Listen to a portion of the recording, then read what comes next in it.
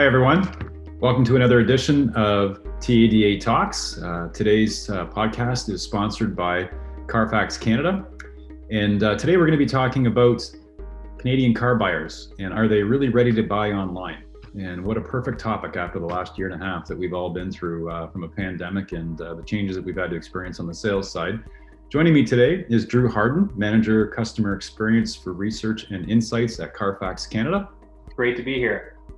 So Drew, this is a topic near and dear to my heart after the last year and a half when we were opened, then we were closed, and then we were by appointment, and then we weren't, then we were online. And as you can imagine, that mass confusion from the desk that I sit at, but also quite a learning experience. So I always like talking to you because you're a data guy and I love data.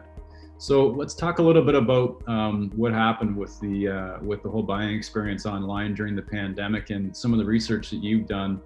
And maybe enlighten me on a little bit how the pandemic has changed the way Canadians prefer to shop for vehicles. Maybe they haven't, but I'm assuming that they have. That's why we're talking. Yeah, for sure. It's a good question. And actually, it's something that, so we have this research program called CARFAX Canada Driving Insights, where I take questions from dealership management staff, other people in the industry, go out, do the research, get some answers. And it really has been a popular question of, are people finally ready to buy online now, especially in the environment when you pretty much had to do the whole entire car shopping process online until you made an appointment and were ready to see a car over the past year. So we actually have some data from over 2,000 new and used vehicle buyers. And what's kind of interesting about this, so back in 2019, we asked people if they'd be interested in buying a car completely online for their next purchase. It's either completely online, you go to the dealership, what are you going to pick? And in 2019, 12% of people told us they wanted to buy completely online. When we went back and we asked that question again in late 2020, so we're talking about people who have done quite a bit of online purchasing, that number actually went down.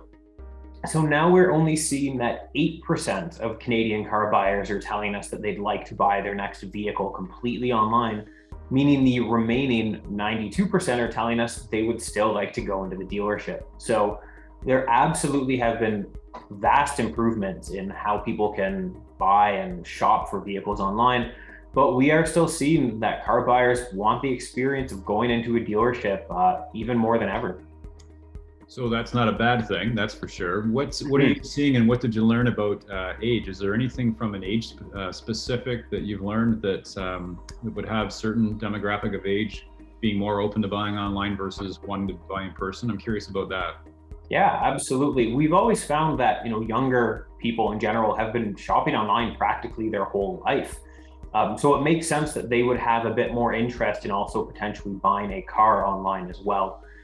So what we found is age does play a factor, but it's not a huge one. So interest in buying completely online peaks with 12% of new car buyers ages 18 to 24 saying, yep, I'd love to buy my next car entirely online. And then there's kind of a gentle slope downwards as we get towards the 55 plus crowd, where only about 6% are telling us they'd like to buy their next vehicle entirely online. So age is definitely a factor. I could see in the future that the younger demographics are probably going to be leading any more interest in buying online, but the results aren't overly actionable at this point. Okay. So, there's companies that have been around for shorter periods of time and longer periods of time. There's a couple that come to mind like Clutch and Carvana. They've had success with fully online purchasing. So what is it that they're doing to achieve success that you would see that we either need to start considering in our market, or it's just a very niche, narrow market that they have out of the 6 or 9% that you referred to earlier? Exactly. And I think you've got the idea there when you're talking about it being a bit of a niche market. When we're saying 8%, of people, or 12% being the highest number even among younger demographics, sometimes that doesn't feel like a lot, but the reality is if you look at auto manufacturers, I think 4 of whatever 20, 30 that exist have more than 8% of the market. So 8% is actually still a very large opportunity for companies to kind of get into that niche and really focus on it. But it's just at this point, if you are a dealer who's offering online and offline, and you are not finding your online experience is getting a ton of traction. This is also why, because it's really only something for less than 1 in 10 of your potential customers. If someone is looking to prepare for online sales, what I'd really recommend at this point is focusing on an omni-channel experience. So while we didn't see a mountain of demand for people saying, yes, I want to be entirely online, there was a lot more interest in doing parts of the process online. And then most importantly, picking up from where you left off once you've reached the dealership. So if you want to prepare for online and you want to be ready for when it is bigger than 8%, focus on omni-channel for now. Okay. So the balance of the people that still prefer to come to car dealerships, what have you learned about why they like to come and purchase a vehicle from the actual physical dealership? Yeah, so when we asked our recent car buyers about, why do you still want to go into the store? What it really comes down to is desire to see a car in person, take that test drive, and even actually get some help from a salesperson. Buying a car can be a complex process. There are a lot of moving parts, both in the process and in the cars. So getting a little bit of help is actually necessary as well. And even further to that, another key point is we've actually found negotiation is really important. And the way that the online car shopping process is designed today, that's often not part of it. But we found 3 out of 4 car buyers still want to negotiate the price of their car. And we just haven't quite figured out how to replicate that process in online sales, at least at this point. That's really interesting, because certainly you're seeing the trend with some pretty big groups are certainly going to one price shopping and no commission sales, right? And so do you have any insight as to why they still prefer to negotiate? Yeah, it's really a strange one in that customers want to negotiate, because if you ask them, hey, what's the worst part about buying a car? They are going to tell you negotiation every single time. But yet, we just heard 3 out of 4 car buyers do not want to get rid of it. And interestingly enough, we even have some newer data where we gave car buyers this long list of different dealer attributes. So things like being locally owned, being no haggle, being in existence since 1967, items like that. And we only found 1 in 10 people said that a no haggle dealership would make them think that a dealership is a better place to buy a car. In terms of why that is, this big contradiction comes down to the fact that customers still are really concerned that they're not going to get a good deal unless they negotiate. So in some research we had on used buyers specifically, it was something like 77% believe there's always room to negotiate, even if a price is no haggle. And 63% are saying that they have to haggle in order to get the best price. And even a smaller group there, 29%, was saying that they don't necessarily trust when a dealership says they're going to give the best price right away.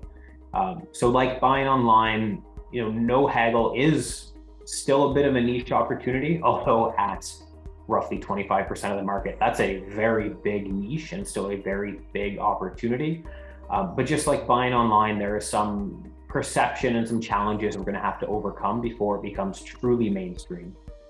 Interesting. I mean, the way I've always kind of looked at it, and I've been kind of taught this from an industry perspective, is that, people go to school in our industry to learn how to negotiate. And so, I kind of look at it as you walk in to negotiate and you're a white belt and the guy on the other, or the person, on the other side of the table is a black belt. Why would you want to take that fight on? So it's interesting, some of the psyche that you're hearing from the consumers. That they still feel that they're willing to take a few bruises to see if there's still some money to be saved, basically, right? Exactly. They still feel like that's something that they're going to need to do in order to get to a good price.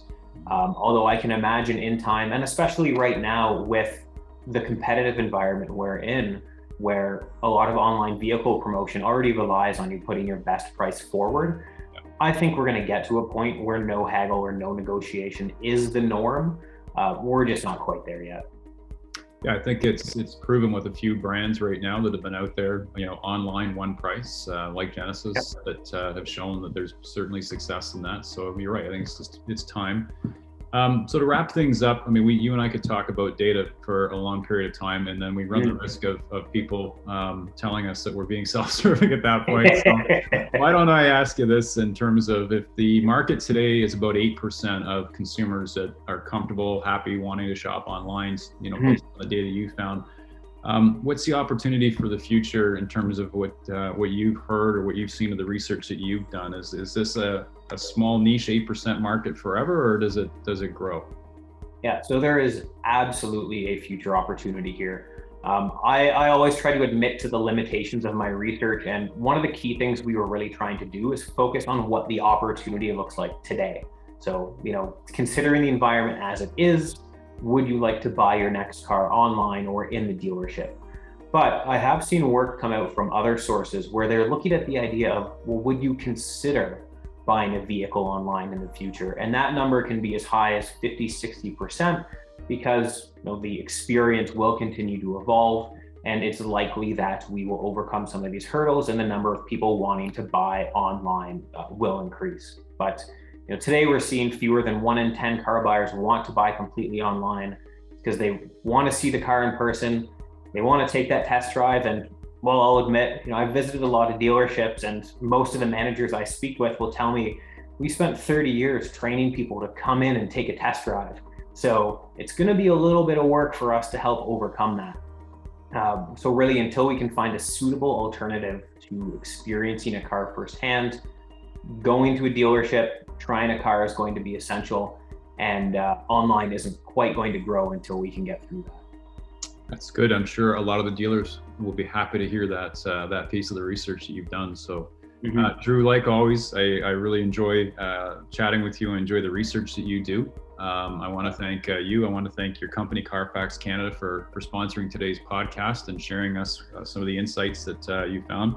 I'm wrapping up my conversation here with Drew Harden, Manager of Customer Experience, Research and Insights. They're gonna have to get you a longer title now, Drew. I know, they really, it just keeps growing. That's okay. That means you're doing a good job. So I'd like to think so. Thank you so much again for your time. I appreciate it, and we'll talk soon. Thanks again, Todd. Appreciate your time as well. This is Todd Bourgon from TADA, signing off for this edition of TADA Talks, and thanks again to our sponsor, CARFAX Canada.